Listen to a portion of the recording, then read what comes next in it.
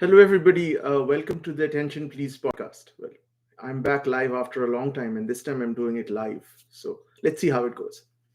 So today I wanted to talk about what everybody's talking about today, which is Zelensky versus Trump live, big boss type. So, in order for us to truly parse what happened, I would like to start off with something which long-time viewers would know, who follow my work would know. It's something which I claim. I don't think that everybody agrees with what I say, but over the years, America, and this is very important for us to understand this, or for you to get where I'm coming from. So, I've been in this country for close to 25 years now. I grew up in India, and I've been in the country for 25 years. I came here as a student and now live here permanently. So one of the things that I have observed, and I grew up in the 80s and the 90s, where USSR was the big enemy of the US. Like there's Rocky Ford, there are so many movies and popular culture artifacts where Russians are shown as evil. So it used to be the Nazis and then the Russians. So over the years, what has happened, and that's fairly remarkable, is that a significant section of the American population, which I will refer to henceforth as the core MAGA base, has become increasingly sympathetic to Russians. And the reason for that is that America has undergone a metamorphosis in terms of the cultural underpinnings that define what America is. A country is not really made by its geographic boundaries, but by shared values. And many in America, especially the conservative white base of MAGA, find themselves more aligned with the muscular, traditional conservatism of Putin than the DEI and woke culture that has been aggressively foisted on America. And people maybe don't quite uh, understand that ultimately elections and everything are won by emotions. Foreign policy, everything is driven by the emotions of people. And so when today, what you saw would have been unheard of and unthinkable 20 years ago, that the US president is not condemning the Soviet premier. As a matter of fact, things go south when Zelensky starts aggressively not allowing Trump to both side it. So Trump was trying to both side it, saying, you know what, lives were lost. He was actually being very diplomatic. For those of you who are serious about today's incident, don't just watch the 10 minutes that are being circulated. That's clickbait. Have to watch the full 45 minutes. So, just as a context, Zelensky comes to US to ink a deal that, again, is the deal itself. If you look at the details of the deal, it's not really clear because uh, rare minerals or rare earth minerals, I think Trump was calling it raw earth. so so in order to mine it, which Zelensky was committing to give 50% of in terms of a Ukraine fund. So it's essentially a way that you pay for your own war by investing. But even in order to get the mine started and everything, there's an immense amount of investment that needs to go in. Now, of course, and with lithium, which is the material that's used to make electric batteries, people pointed out that obviously um, Elon Musk would gain a lot from this deal. But the processing of lithium is also in the hands of Chinese. So it's like 60 to 70% of the lithium processing industry is controlled by Chinese. So it's not even very clear as to who would even benefit from this deal. But again, the point, and we've seen this in Trump world, is that it's not really important what the deal is. What's important is the art of the deal. It is what is important is how much you bend to Trump. So essentially, Zelensky had come in to bend to Trump, to basically say, sir, aap mahano tusi great. This was what the expectation was when Zelensky walked in. Now, the first thing is Zelensky does not wear a suit. He has taken this vow that he will not wear a suit till his country has peace, which is absolutely fine. Now, the first thing that Trump does is that Trump makes a barb. He makes a caustic barb about the suit, the lack of the suit that Zelensky is wearing. So he's wearing, like, what has become his uniform. Now, that's a throwaway remark, but that's the kind of thing that Trump does. It is to put you off. You're not expecting that, right? So he does that to put you off, to kind of assert domination or ownership of, and that's all part of it's written about that in the article. Who's here to negotiate with Trump would would know that, but he didn't, and that was the main thing. He was unprepared. Zelensky was a disaster.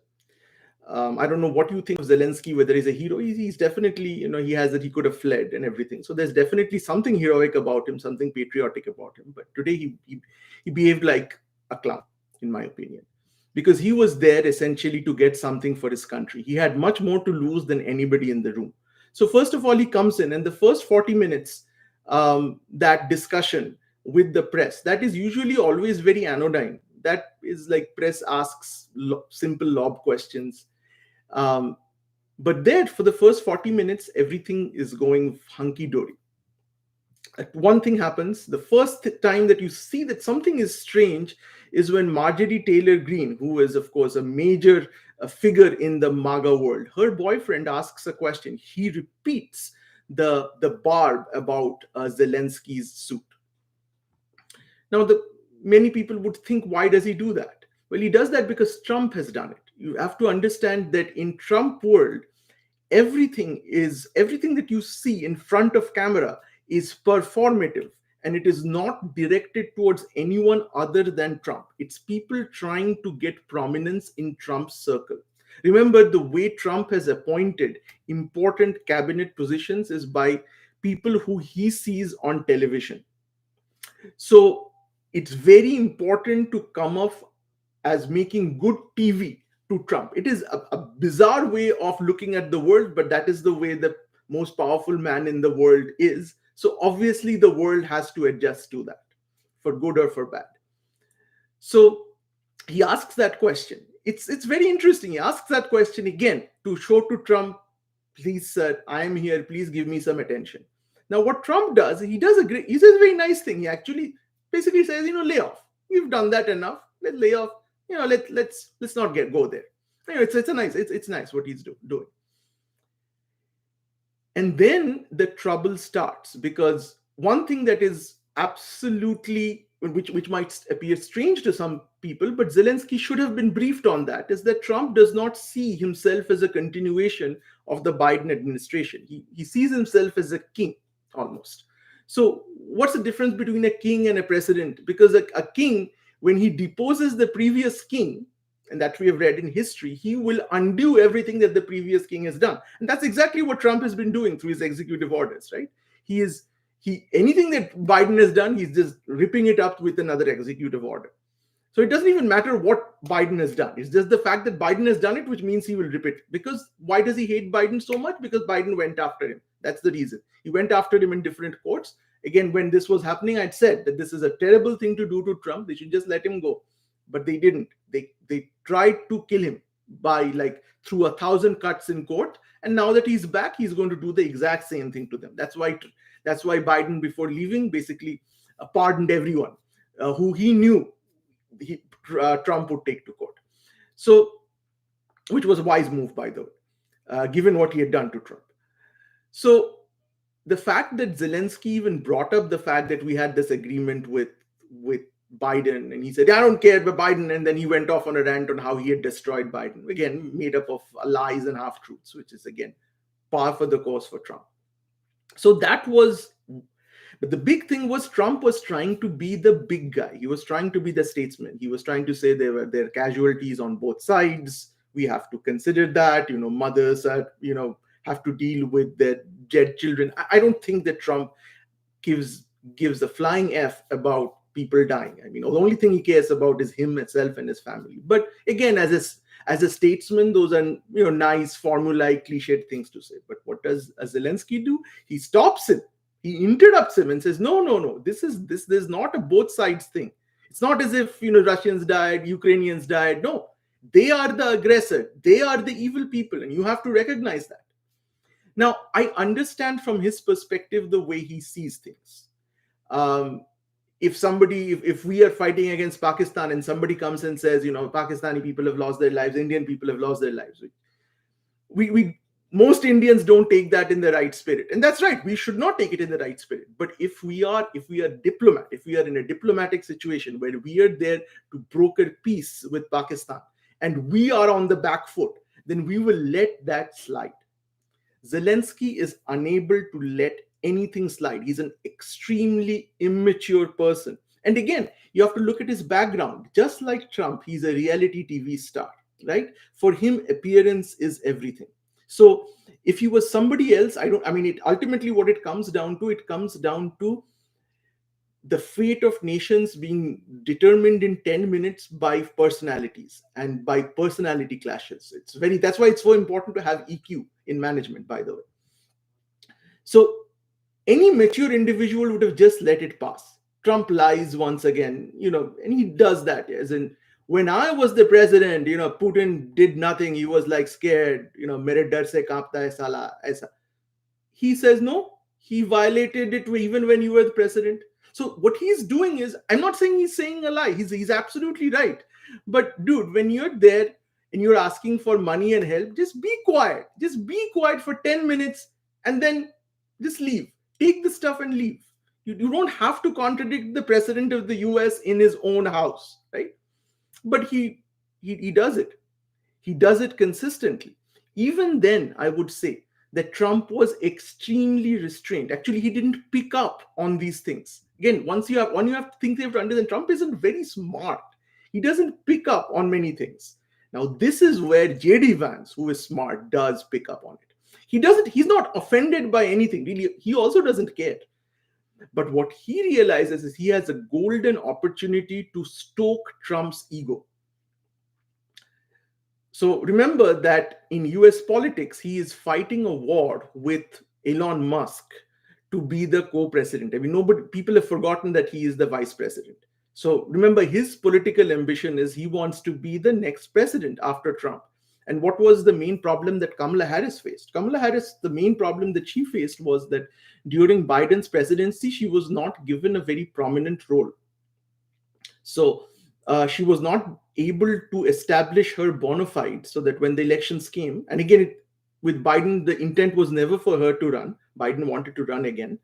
So that kind of caught her flat-footed. So JD Vance does not want that. JD Vance is absolutely running to be the president of US. So, but over the last month, nobody talks about JD Vance. They all talk about Elon Musk. Elon Musk walks into the White House wearing tech bro clothes, but he's not there to ask for money. He's the guy giving the money. So Trump world totally understands that Elon Musk is the richest guy in the world. He can show up wearing anything. That's the privilege of being the richest guy in the world. You don't have to wear a suit and all of these things are worn by poor people who are asking for jobs. They're the people who wear the suits. The rich guy doesn't need to wear the suit, right? Because that's the symbol of his power. He can come in anything. So that's exactly why this guy dresses up the way he does now. Musk, he obviously understands that. So coming back to this, for 40 minutes, when this conversation is going on, it's perfectly normal. Then JD Vance steps in and says, "You haven't said thank you."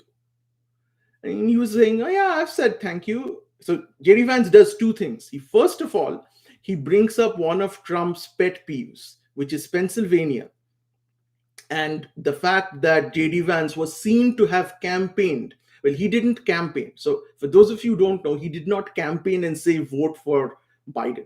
What he did was he went to a munitions factory in Pennsylvania, which was a swing state, where he went and he thanked. Again, there was a question of thanking. He went and thanked the factory workers. Much of the aid that US supposedly sends Ukraine, just so that we understand, isn't money that they give to Ukraine.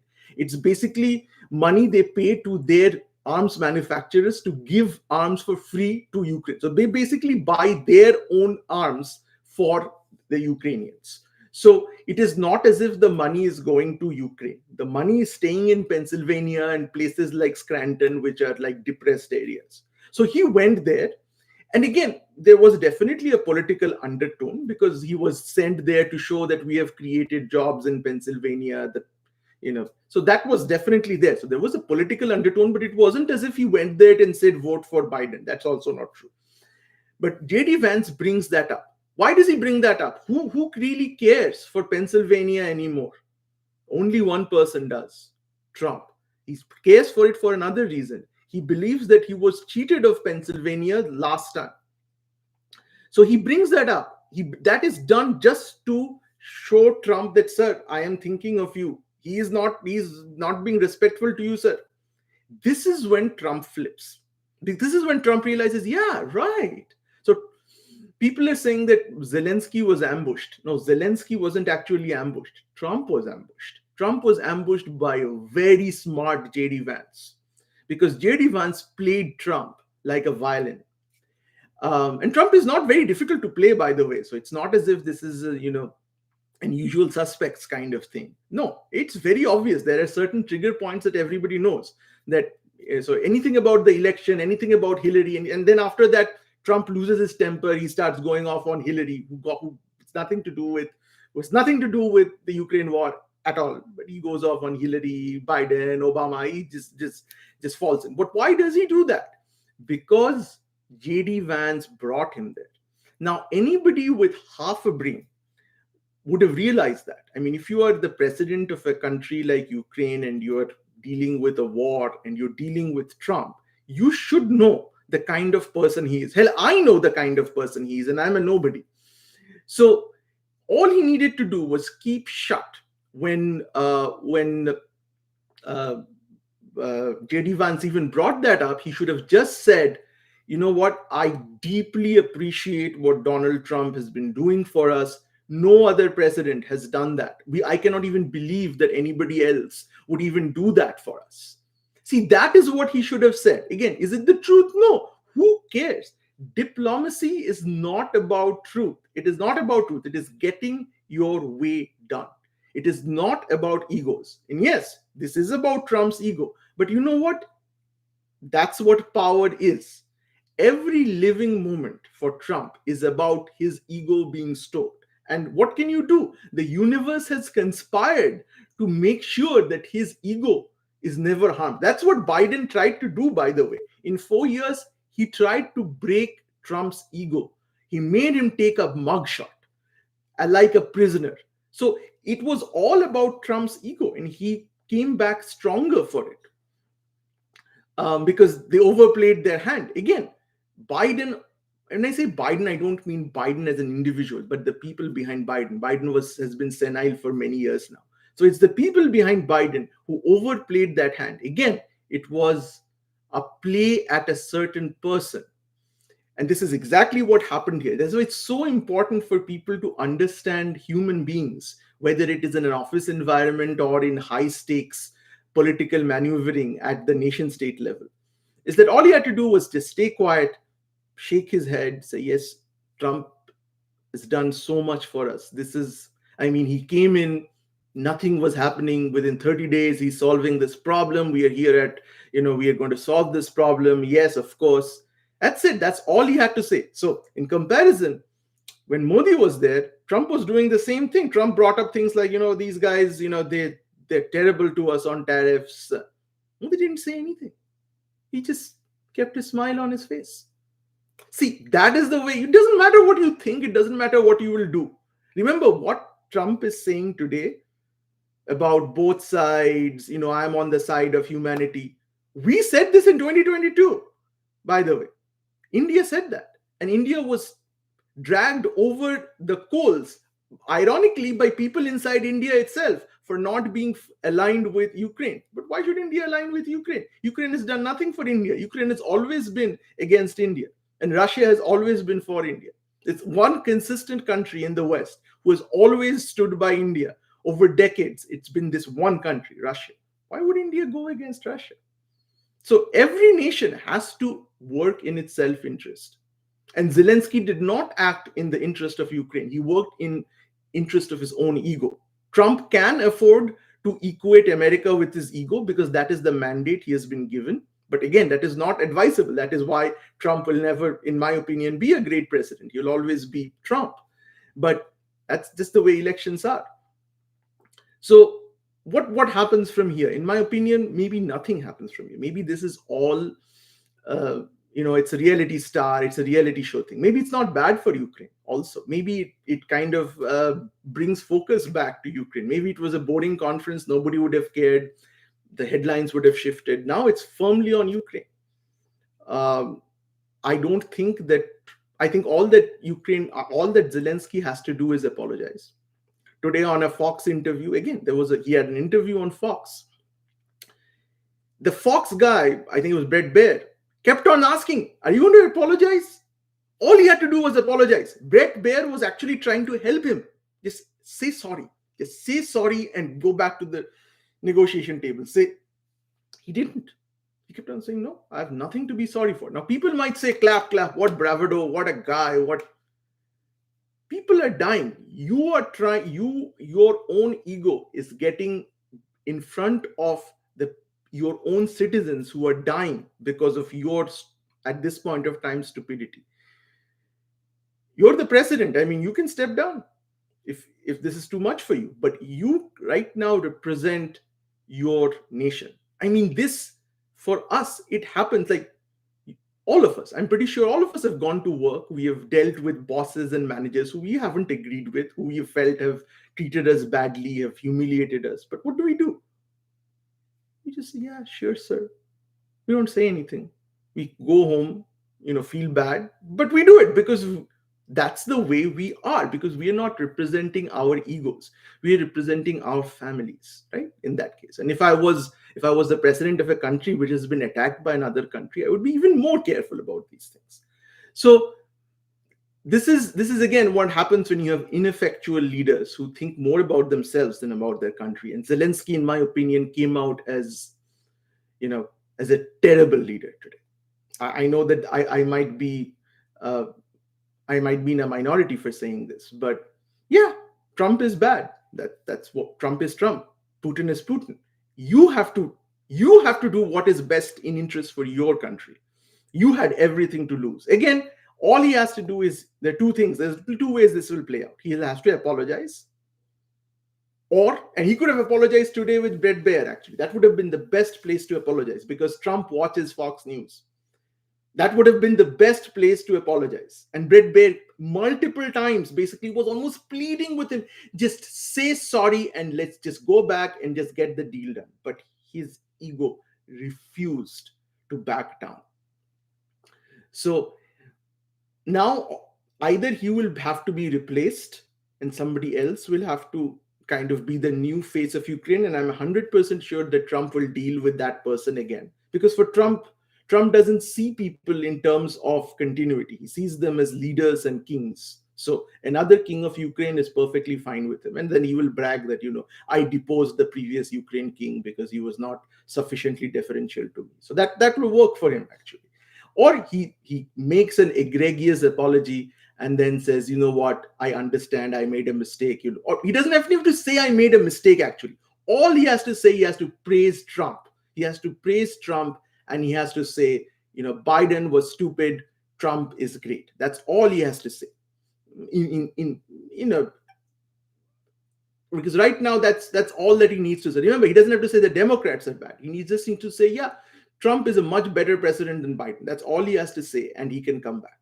He can absolutely come back and get the deal done and stop the war.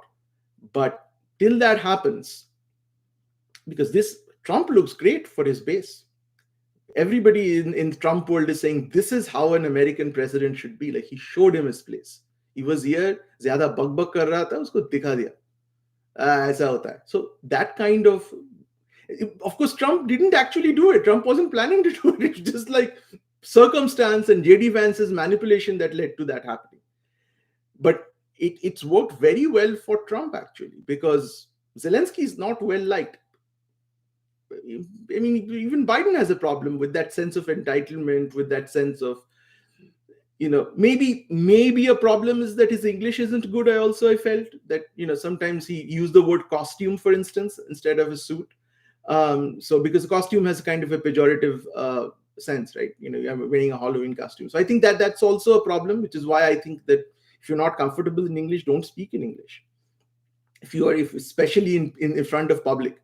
Um, so I think that might have been a small contributing factor, maybe not a big factor. But right now, I don't think that. I mean, it's great fun, of course. I mean, when was foreign policy this fun? But things can change as long as he kind of goes back to the drawing board. Maybe Trump will now use this to get more out of his mineral deal. That's very much part of the art of the deal. You'll say, wait, you've exhausted one of your cards, so in order for you to come back to the table, you have to also come with another bait to me. That could very well happen. But as long as he does that, I don't think that he will, by the way. uh, the problem will be solved. Otherwise, the war will just continue. That's all that will happen. So again, thank you for listening. This is a live stream, so I don't know how it went out. I'll have to see. Thank you, and I'll be back sometime soon.